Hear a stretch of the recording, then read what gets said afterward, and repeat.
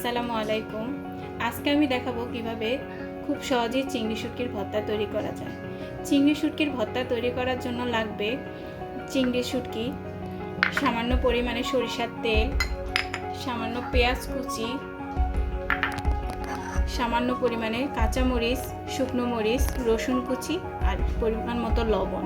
প্রথমে চিংড়ি শুটকিগুলোকে একটু পানি দিয়ে সিদ্ধ করে নিতে হবে। তারপরে এর সাথে রসুন কুচি, কাঁচামরিচ কুচি, শুকনো মরিচ কুচিগুলো এবং লবণটা দিয়ে সিদ্ধ করে নেব। এবার এগুলোকে একটু নেড়ে চেড়ে ঢাকনা দিয়ে রাখবো যতক্ষণ পানি শুকিয়ে আসবে।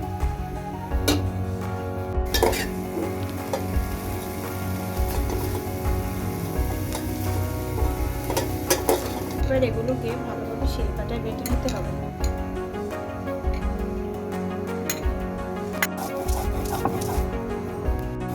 আপনারা চাইলে ব্লেন্ডারেও পিষে নিতে পারেন, তো শিলপাটার ভর্তাটার মজাই আলাদা।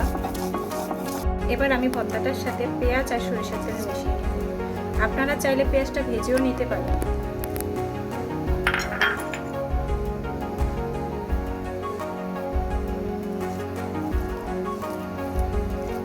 তৈরি হয়ে গেল মজাদার চিংড়ি শুটকির ভর্তা।